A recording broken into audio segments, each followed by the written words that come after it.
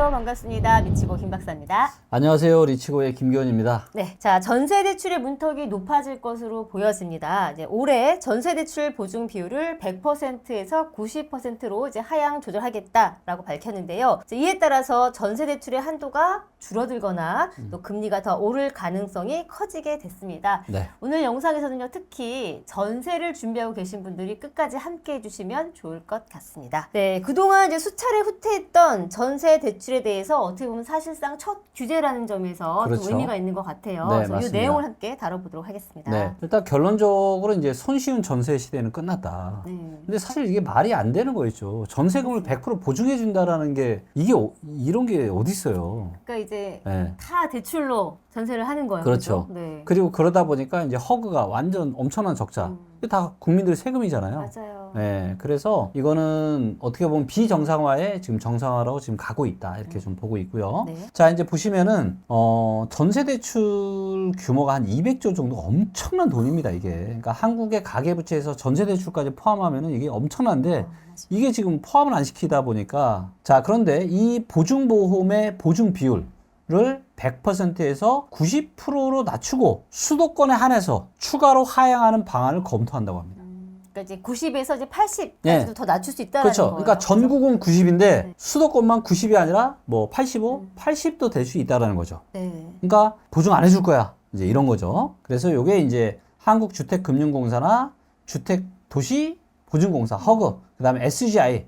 그래서 3대 보증기관의 전세대출 보증비율을 전부 다 대출금의 지금 90%로 지금 하겠다라는 얘기인 거죠. 네. 그리고 이제 더 낮춰질 수도 있다. 맞아. 여기 이제 보시면 수도권에서는 80% 정도 수준의 보증비율이 적용될 수도 있다. 이렇게 지금 얘기를 하고 있는 거고요. 네, 정말로 이제 대출이 쉽다 보니까 사실은 내 돈이 아니어도 전세를 할 수 있어서 좀 무리하게 네. 전세 대출을 받았던 것도 맞고, 그러다 보니까 전세값이 상승하고 그렇죠. 상승한 전세값은 또다시 아파트 값을 상승했고, 네. 뭐 이런 것들로 인해서 이걸 좀 부작용을 좀 완화시키기 위한 대책인 것 같긴 해요. 그리고 이게 좀 문제가 뭐냐면은 소비자가 문제가 아니에요. 소비자는 그냥 내 돈 내고 대출 받아서 하면 되잖아요. 네. 내 돈이 좀 더 들어가는 것 뿐이니까. 자, 그런데 은행 입장에서는 어떨까요? 자, 우리 미치코님이 은행이에요. 네. 내가 전세 대출을 해주는데 100% 정부에서 보증을 해주겠다는 거예요. 내 네. 대출 해주는 거에 대해서.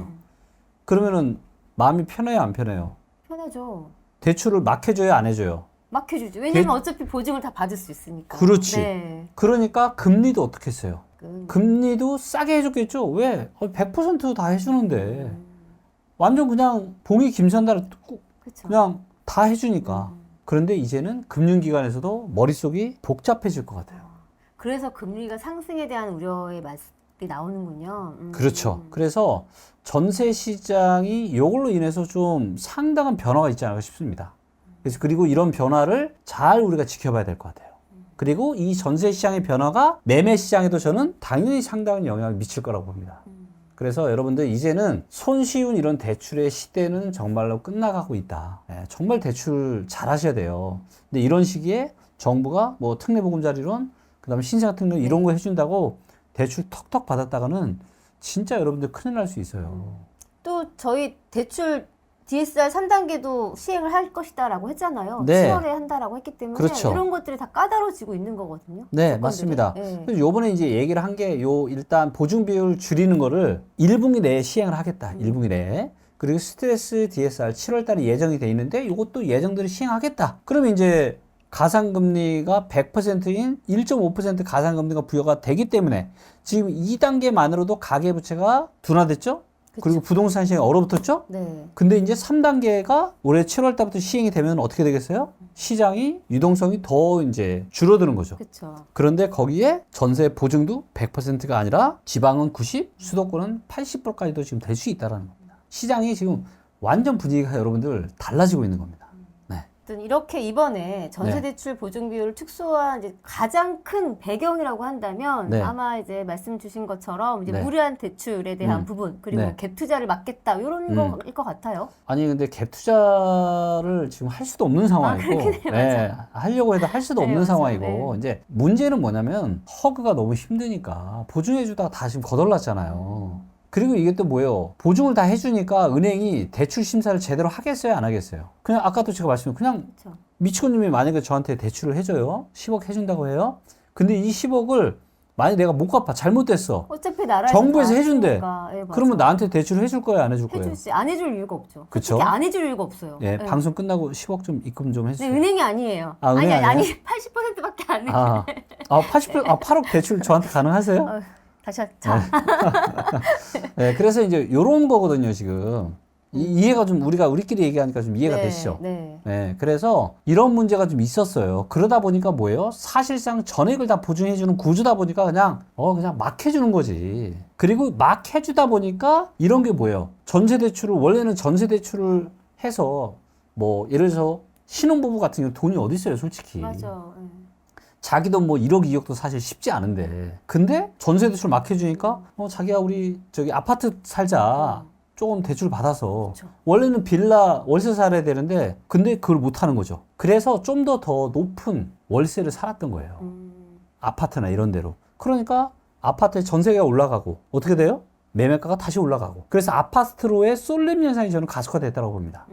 그리고 지금의 아파트 버블을 또 만든 이유 중에 또 하나이고. 근데 이제 이거를 더 이상 안 하겠다라는 거예요. 그리고 제가 지금 딱 드는 생각이 뭐냐. 야, 이거 빌라나 오피스텔 시장이 상대적으로 반사 효과를 좀 얻겠다라는 생각이 듭니다. 그쵸? 그러니까 원래는 오피스텔이나 빌라를 살 수밖에 없는 사람들인데 전세 대출을 막 해주니까 아파트를 살았는데.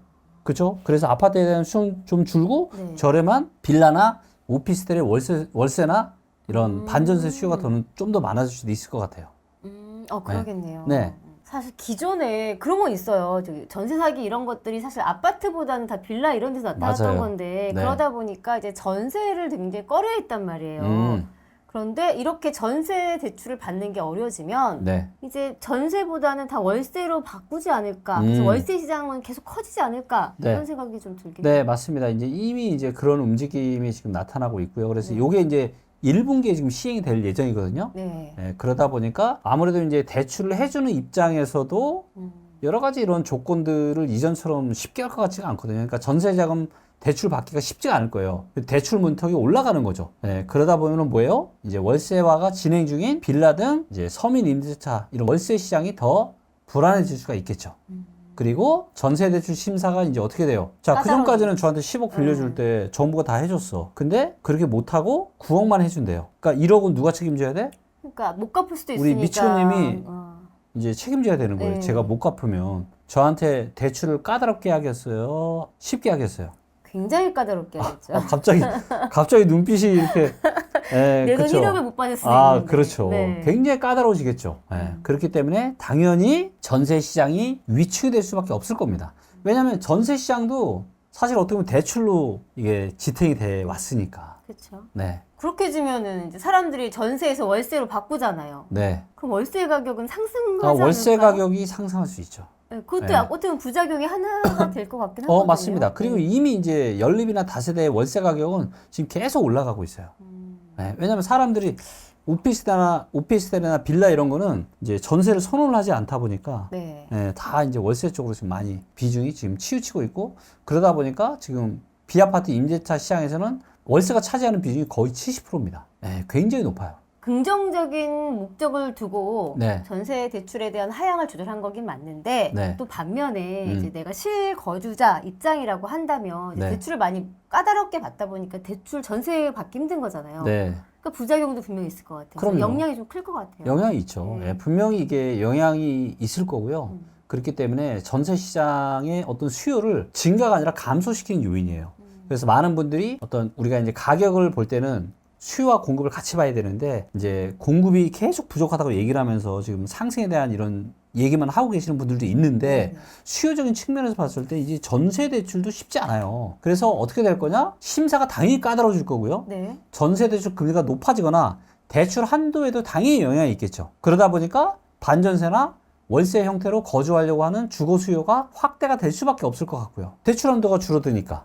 그렇죠? 그래서 월세 전환이 늘어날 수 있습니다. 그리고 비아파트 시장을 중심으로 임대차 시장의 월세 비중은 더 빠르게 지금 커질 거다.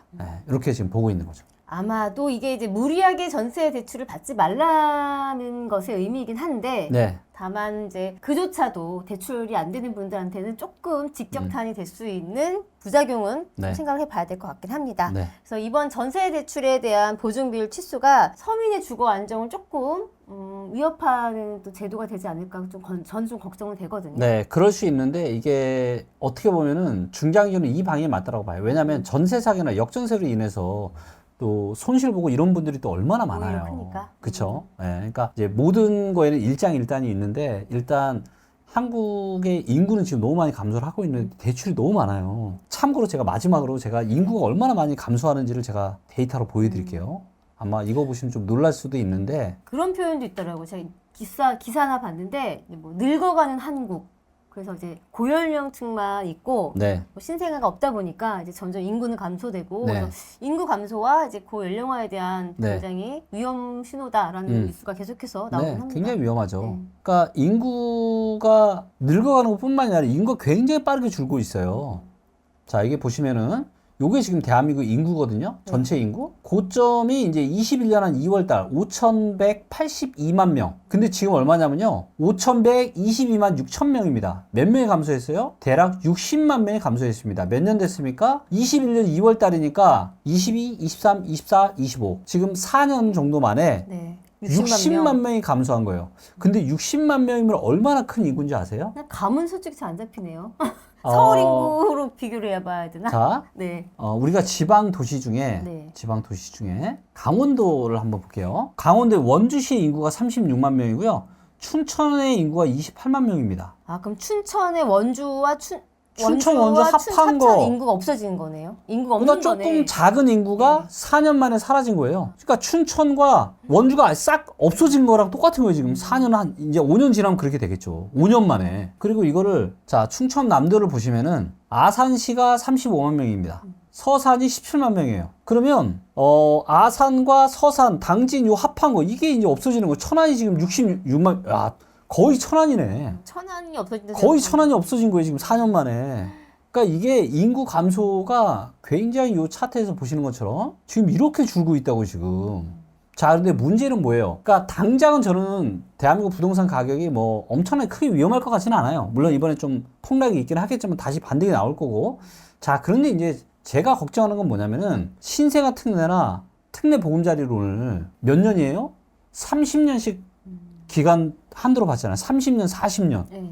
그쵸? 그럼 30년, 40년 뒤에 인구나 그때 금리 상황 어떻게 되겠어요? 앞으로 지금 금리는요, 중장기적으로 계속 지금 올라갈 가능성이 저는 높다라고 봅니다. 앞으로 5년, 10년, 20년 뒤에 내가 막상 대출 갚을 때, 그리고 신생아 특례나 특례 보금자리 중에는 딱 5년만 혜택 받는 거예요. 5년 뒤에는 금리가 시장금리로 다시 돌아오는 거예요. 네. 그렇기 때문에 뭐예요? 굉장히 싸게 사는 게 너무 중요한데 너무나도 위험한 시기에 고평가된 시기에 특례 보금자리라나 신생아 특례를 꺼내서 대한민국의 미래를 이끌어 나갈 20대, 30대, 40대들이 지금 아파트를 고점에 사게 한 거. 저는 이게 이분들이 정말 나중에 치러할 이 대가는 정말 너무나도 엄청날 것 같아요. 인구 보세요. 이렇게 지금 되고 있는데 앞으로 10년, 20년 뒤에 어떻게 되겠어요? 10년, 20년 뒤에는 훨씬 더 팍팍 더 줄어들겠죠. 한번 생각해보세요. 지금 원주랑 춘천 이런 도시가 합한 게 천안만한 도시가 한 4년, 5년마다 하나씩 없어진다?